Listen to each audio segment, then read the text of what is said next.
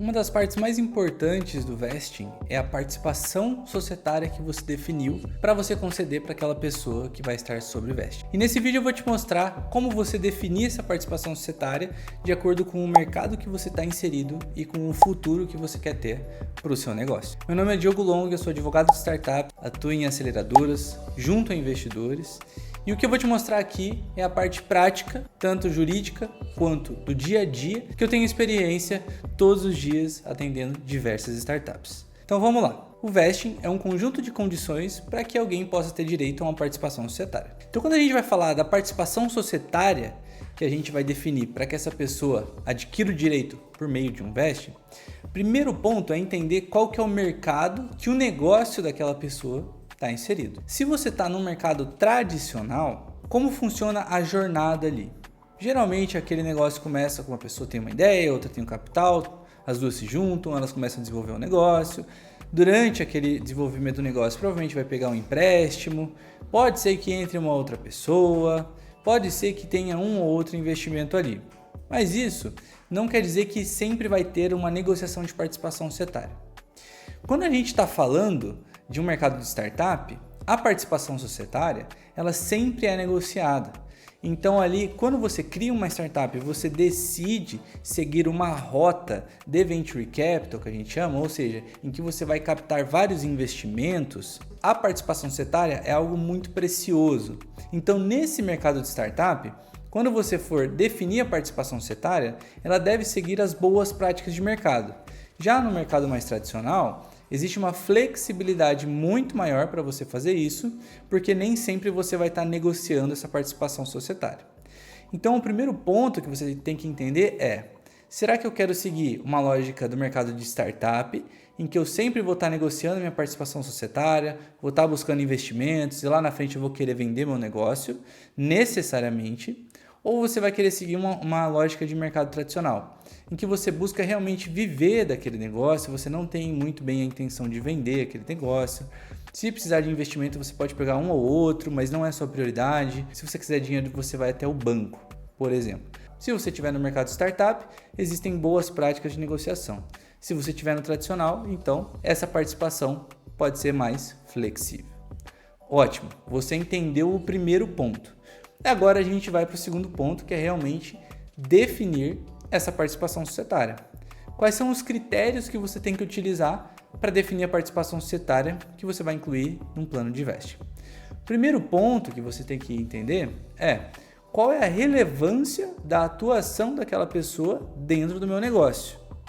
Segundo ponto é por quanto tempo aquela pessoa vai permanecer no meu negócio atuando de maneira relevante. Então esses dois são os pontos que você tem que levar em consideração: o tempo de contribuição e a relevância daquela contribuição. Agora vamos para um exemplo para ficar mais claro para você.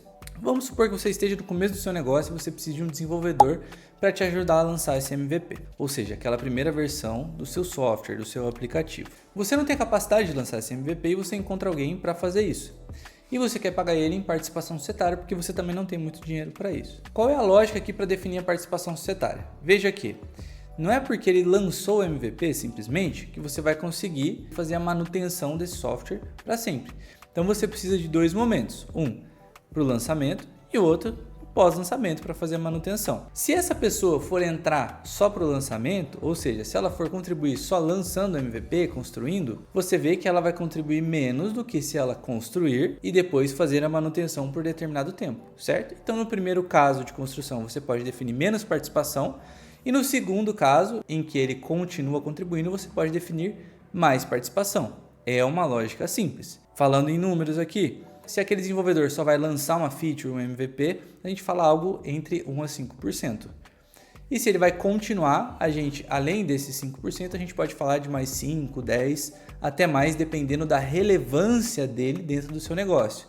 Uma coisa é você contratar um júnior, outra coisa é você contratar um sênior para estar ali dentro. Então, dependendo do nível de competência, você pode também dar mais participação societária, como se fosse até um cofundador ali, que não vai ter nenhum problema se a gente for falar de mais recepção de investimento lá na frente. Então você entende aqui que o grande ponto é você identificar qual que é o retorno que você espera da pessoa, o quanto ela pode contribuir para isso e qual é a relevância do que ela está fazendo, além, lógico, do tempo que ela vai contribuir. Se você estivesse num mercado tradicional, você poderia dar mais participação societária. Mas se você estiver num mercado de startup, é bom seguir algumas médias de mercado. Assim como, por exemplo, existem médias de mercado para rodadas de captação, em que nas primeiras rodadas de captação costuma-se negociar entre 5% a 15%, e lá pela terceira, quarta, quinta se negocia até uns 25% ou mais. É uma média de mercado, não está escrito numa lei nem nada, mas o mercado identifica que se passar dessas médias é uma má prática e pode prejudicar, às vezes até a entrada de novos investidores, novos sócios ali no seu negócio se você for precisar. Então, para consolidar esse pensamento de como você define uma participação societária para o vesting, primeiro ponto é identificar o mercado que você está e segundo ponto é identificar a relevância e o tempo de contribuição daquela pessoa específica para o seu negócio. Mas se você quiser saber mais sobre vesting, não só como definir a participação societária, mas como também definir as metas para que aquela pessoa adquira a participação societária, eu tenho um vídeo específico sobre metas que eu vou estar deixando aqui em cima no card e você pode assistir. Agora, se você quer descobrir outras possibilidades de aplicar o vesting, como formalizar um vesting, até mesmo um modelo de contrato que você pode seguir para fazer o seu vesting, eu tenho um outro vídeo que é o guia completo do vesting que você pode acessar aqui. Ele é um vídeo que eu entro mais a fundo em todas essas questões e com certeza vai te ajudar bastante. Meu nome é Diogo Longo, sou advogado de startups, atuo em aceleradoras, auxilio investidores.